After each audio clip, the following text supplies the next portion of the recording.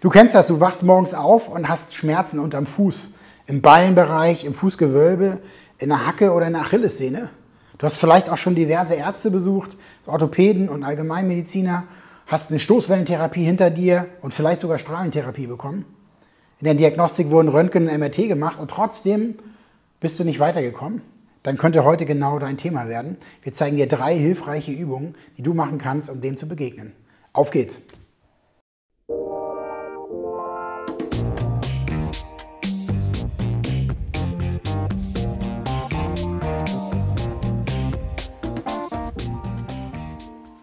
Was ist jetzt konkret das Problem? Wenn du Schmerzen hier im Fußgewölbe hast, kann es sich auf schlau um eine Plantarfasziitis handeln. Was ist eigentlich die Plantarfaszie? Zunächst müssen wir mal gucken, das ist ein Teil, also im Prinzip unser Zirkuszelt, was sich vom Ballen bis zur Ferse sozusagen aufspannt. Ich sage immer gerne Zirkuszelt, weil es wie eine Plane gespannt ist. Aber das ist ein Teil der hinteren Faszie. Und die beginnt hier tatsächlich am Fußballen, geht hier rüber, geht um die Hacke rum zur Achillessehne und hoch zur Wade. Wenn wir also hier ein Problem haben, dass dort zu viel Zug ist, dann darf ich mir natürlich nicht nur diesen Bereich anschauen, sondern muss im Prinzip den kompletten Plantarbereich, also den kompletten Fußgewölbebereich anschauen, Achillessehne, Ferse, aber eben viel, viel wichtiger noch die große Wadenmuskulatur, die natürlich im Verhältnis viel, viel größer ist als diese filigranen Strukturen hier unten. Das heißt, wenn ich hier zu viel Zug habe, ist auf dem gesamten System zu viel Zug.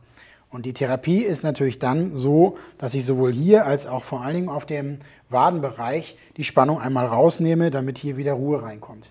Das zeige ich dir jetzt, wie das Ganze geht.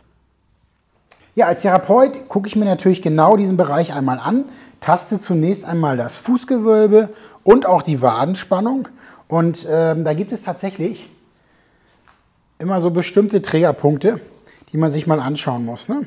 Hier sieht man zum Beispiel, da spüre ich jetzt, ist so ein Triggerpunkt, also da muss man auf jeden Fall das Fußgewölbe einmal abarbeiten. Jetzt gehe ich die Wade entlang und in diesem Bereich hier, wenn man dort drückt und derjenige hat dort Schmerzen, hier merkt man schon, dass da eine Ausgleichsbewegung kommt, dann ist auf jeden Fall auch zu viel Zug im Bereich der Wade. Das heißt, wir werden jetzt sukzessive als erstes die Plantarfaszie, also das Fußgewölbe einmal abarbeiten und dann eben den Bereich der Wade. Das werden wir jetzt mal tun.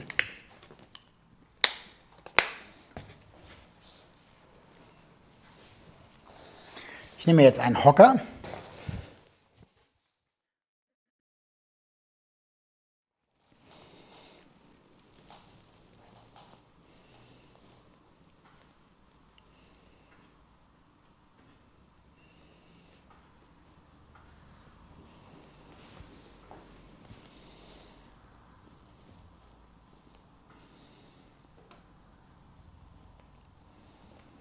Ja, in unserem Beispiel lässt sich hier relativ gut arbeiten.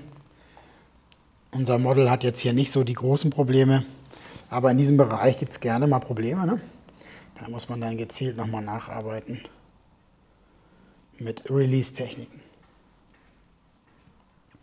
Ja, wenn ich die Plantarfaszie abgearbeitet habe, also diesen Bereich in die absolute Entspannung gebracht habe, dann gehe ich eben hoch zur Wade und das tue ich jetzt mal.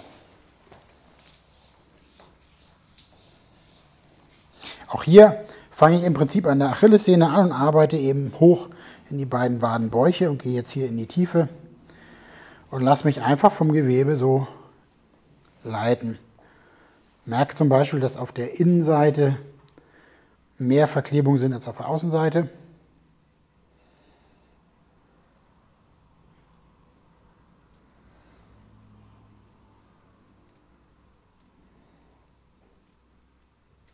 Da tut es auf jeden Fall mehr weh. Auf der Außenseite jetzt, ne?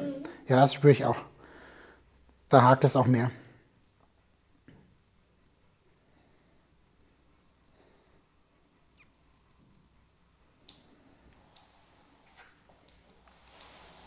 Genau, also es fokussiert sich jetzt sehr auf die Außenseite, ne? Die Innenseite ist im oberen Bereich hier gar nicht mehr so. Dieser Bereich ist hier komplett verhärtet, ne? Was letztendlich dann die Zugbahn hier nach unten macht. Und da wäre es eben ganz, ganz wichtig, für die Plantarfasziitis hier den Bereich mal zu lösen.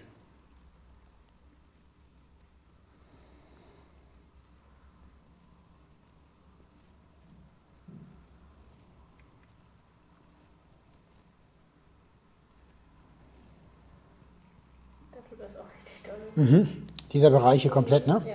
Genau. Das ist typisch, weil hier auch der große Muskelbauch ist, aber da hast du wirklich eine starke Verklebung in diesem Bereich.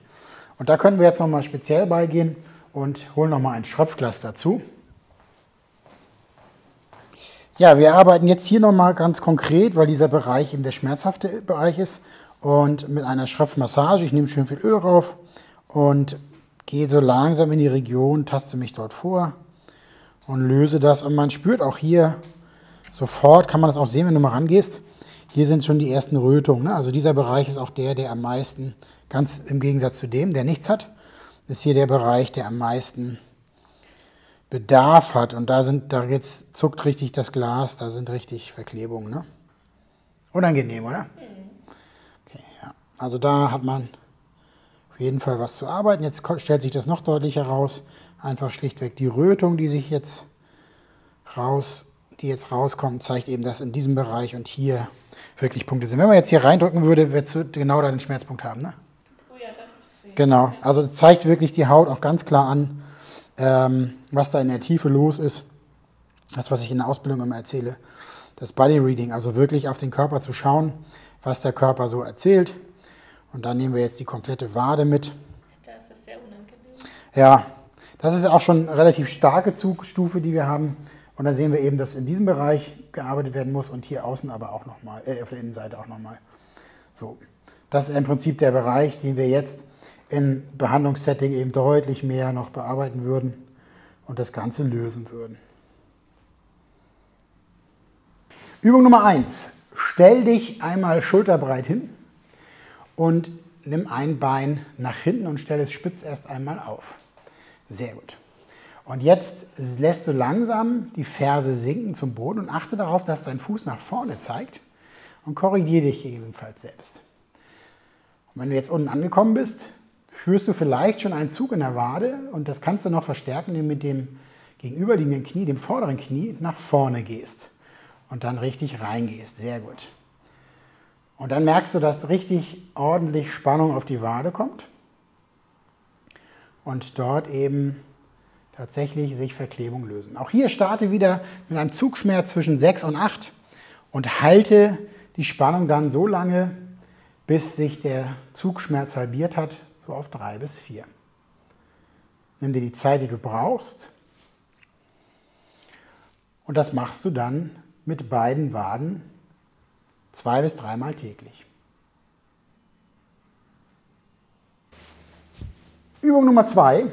Stell dich schulterbreit hin und platziere einen Tennisball ungefähr einen halben Meter vor dir. Geh jetzt mit dem Fuß einmal über den Tennisball und such dir mit dem Ballen einmal den Punkt, wo dein Bein ist. Wir wollen ja nicht auf dem Knochen arbeiten, sondern knapp drunter. Und wenn du dann sozusagen unterhalb des Ballen bist, dann gib einmal Druck drauf, indem du dein Gewicht darauf verlagerst. Und jetzt schiebst du in Zeitlupe einfach deinen Fuß nach vorne, sodass der Ball nach hinten wandert.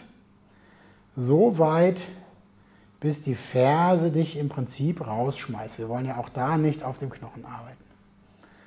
Und wenn du dort angekommen bist, dann suchst du dir wieder, nimmst den Fuß wieder hoch und suchst dir wieder den Ballen, wo der ist, gibst dann unterhalb den Tennisball, platzierst du und gibst Druck drauf, verlagerst dein Gewicht und schiebst wieder den Fuß nach vorne Richtung Ferse,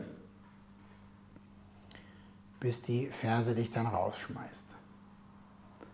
Und als dritten Strahl suchst du dir tatsächlich den Großzehenballen, zu diesem Bereich, suchst du dir wieder auf, gehst unterhalb hin, gibst Druck drauf, verlagerst dein Gewicht drauf und schiebst den Fuß wieder nach vorne, sodass der Ball automatisch nach hinten wandert. Sehr gut. Wenn du dort angekommen bist, dann darfst du den Druck wieder rausnehmen. Achte darauf, dass du nicht zu viel Druck gibst und dass es der Schmerz nicht über 10 oder an 10 rankommt, sondern wirklich nur 6 bis 8, also kräftig ist, aber nicht zu stark ist. Teile dir das selber gut ein, dass du dort eben auf die Spannung kommst. Übung Nummer 3. Nimm dir eine Wand, die wirklich keine Fußleiste hat und im genau 90 Grad Winkel steht. Und fang mit dem Großzeh an und gleite dort direkt an der Wand runter.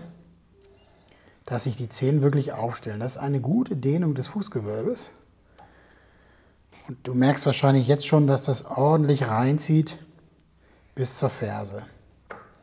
Auch hier wieder die Zugspannung auf 6 bis 8 halten. Bitte nicht drüber, keine 10. Wir wollen nichts kaputt machen.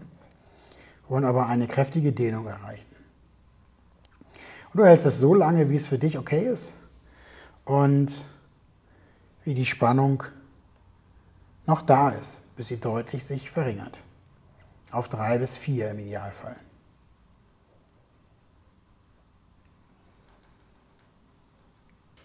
Die Zusammenfassung. Was ist eine sogenannte Plantarfasziitis? Eine Überreizung des Fußgewölbes und dazu muss man sich immer genau diesen Apparat anschauen, nämlich zwischen Fußgewölbe, der Ferse, der Achillessehne und dann weiter hoch die Wade. Dieser Bereich muss immer sukzessive abgearbeitet werden. Wenn der Therapeut das gemacht hat, sind die Dehnungsübungen natürlich genau dahingehend mit dem Tennisball, dir einmal das Fußgewölbe abzuarbeiten, dann im zweiteren, als nächstes sozusagen den Zeh und damit das Fußgewölbe aufzudehnen, Zeh an der Wand. Und letztendlich natürlich die große Wadenmuskulatur zu dehnen. Auch da haben wir dir gezeigt, als allererste Übung, wie das ganz korrekt geht. Das war es soweit für diese Woche im Faszien Channel. Hast du noch was zu sagen? Ich habe keine Fragen. Wenn ihr Fragen habt, stellt sie gerne in den Kommentaren. Tschüss! Bis dann. Tschüss!